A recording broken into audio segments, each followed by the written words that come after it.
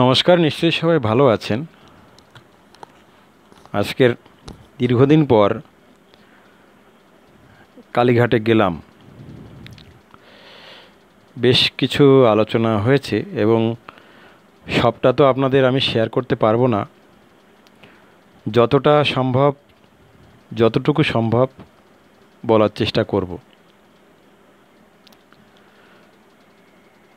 আমি আমাদের টিম নিয়ে ডাইরেক্টর অফিসে যাওয়ার পরে ভীষণভাবে ডাইরেক্টর স্যার যিনি আছেন সহযোগিতা করেছেন। আরও দুজন অফিসারের কাছে আমরা গিয়েছিলাম, স্পেশাল ডিউটিতে আছেন ওনারা। যার যার কাছে গেছিলাম সবাই আমাদের সঙ্গে পরিচয় পাওয়ার পরে বেশ ভালো ব্যবহার করেছেন, ধন্যবাদ দিই সবাইকে। এবং বেশ কিছু বিষয় আমাদের কাছে পরিষ্কার হলো।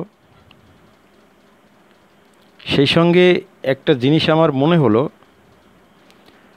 যখন নিয়োগের বিষয়টি বলা হলো তখন সেই ফাইল যে প্রসেস হয়েছে সেটা কিন্তু হঠাৎ প্রসেসিং হওয়ার কারণে একটু খটকা লেগেছিল যে এত বড় একটা বিষয় হঠাৎকার শুরু হয়ে যাচ্ছে কেন। কারণ এর আগে আমাকে বলেছিল যে এটা সরকার চায় না ইত্যাদি ইত্যাদি। তো যাই হোক, যেটা আজকের পেলাম ওখান থেকে, যেটা মনে হলো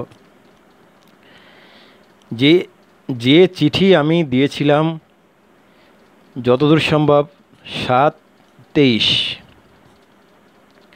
জুলাই মাসের 2023 সালে, অর্থাৎ আমার অসুস্থতার আগে একটা চিঠি আমরা দিয়েছিলাম। সেখানে শিক্ষকের যে ক্রাইসিস আমাদের এখানে রয়েছে, ছাত্রদের বিষয় রয়েছে, আমাদের পোস্ট ক্রিয়েশনের বিষয়টি ছিল।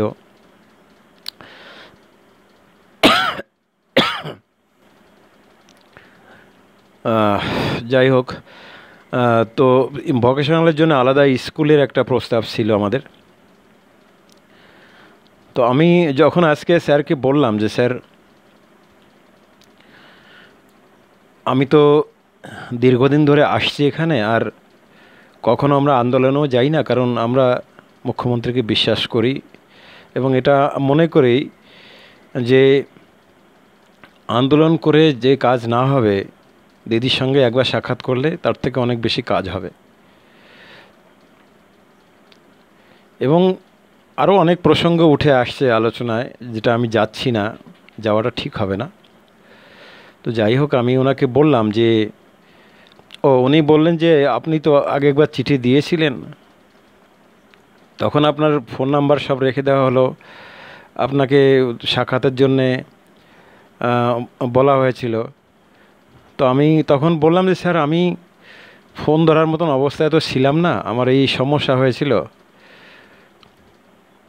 এবং আমি ভেবেছিলাম যে আমি হয়তো আর ফিরবো না, কিন্তু সকলের আশীর্বাদে ফিরে এসেছি।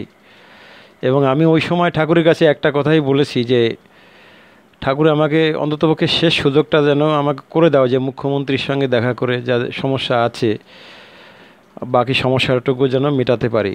তারপর কিছু একটা হয়ে গেলে আমার অন্ততপক্ষে সান্ত্বনা থাকবে যে না, মানুষের জন্য, ভোকেশনাল শিক্ষকদের জন্য কিছু করতে পেরেছি। তো সেই সুযোগ কি আমি আর একবার পাবো না? তখন উনি বললেন, দেখুন, আপনার আগেও যেমন আপনার চিঠি মুখ্যমন্ত্রীর কাছে দেওয়া হয়েছে, কারণ কিছু গুরুত্বপূর্ণ চিঠি আমরা এগুলো আলাদা করে রাখি, যেগুলোকে আমরা মনে করি যে মুখ্যমন্ত্রীর কাছে দেওয়া উচিত। আপনার চিঠিটা দেওয়া হয়েছিল, সেই মতো কাজও হয়েছিল। এবং এবারও আপনি যে চিঠি দিচ্ছেন, এই চিঠি আমরা মুখ্যমন্ত্রীর কাছে পাঠিয়ে দেবো, একেবারে নিশ্চিন্ত থাকুন। মুখ্যমন্ত্রীটা দেখবেন, দেখার পরে যদি উনি আবারও বলেন যে হ্যাঁ, সাক্ষাতের জন্যে ডাকো, নিশ্চয়ই আপনাকে ডেকে নেওয়া হবে। উনি একটা নোট করলেন এবং চিঠির সঙ্গে সেই নোটটাকে আলাদা করে রেখে দিলেন।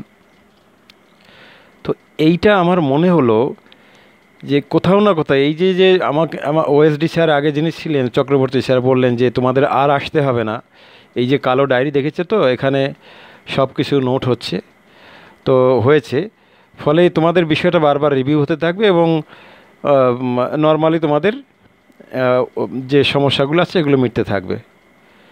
তো সেইটা হয় কি, আমরা গেলে একটু দিদিকে যদি দেখা করে একটু নক করা যায় তাহলে সে কাজটা দ্রুত হয়, যে কাজটা আমরা এখন করছি। তো আমার এটা মনে হয়েছে যে ওই চিঠির পরিপ্রেক্ষিতে যখন সিএম হয়তো কোনো নির্দেশ দিয়ে থাকবেন এবং দপ্তর সেই মতো ভিতরে ভিতরে কিন্তু কাজটা করেছে, ফাইলটা তৈরি করে সেটাকে প্রসেস করেছে নিয়োগের বিষয়টি। আরও যে বিষয়গুলো বলা হয়েছে নিশ্চয়ই সেগুলো উনি ভাবছেন বা দপ্তরকে হয়তো ইনস্ট্রাকশন দিয়েছেন, আমার একটা ধারণা।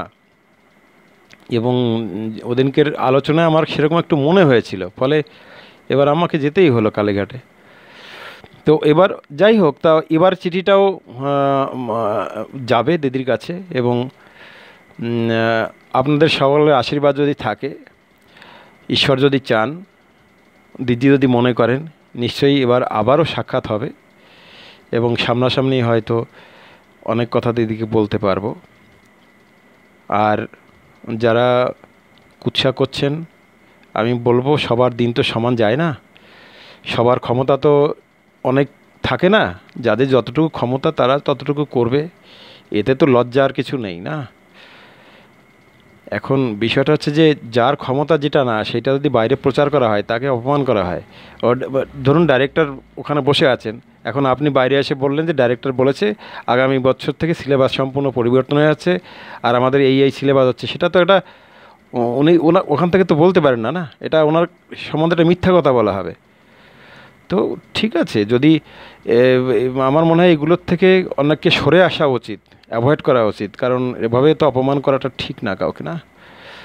তো এটা একটা অনুরোধ থাকছে যে যার যেটা কাজ সেটা আপনারা যারা নেতৃত্বে আছেন আমার মনে হয় আর একবার একটু পড়াশুনো করে সেইভাবে আপনারা তাদের কাছে সেই দরবারগুলোই করবেন আর সেই নামগুলোই বাইরে এসে বলবেন।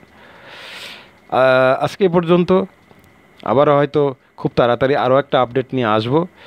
সে পর্যন্ত ঈশ্বরের কাছে কামনা করি সবাই ভালো থাকুন, সুস্থ থাকুন।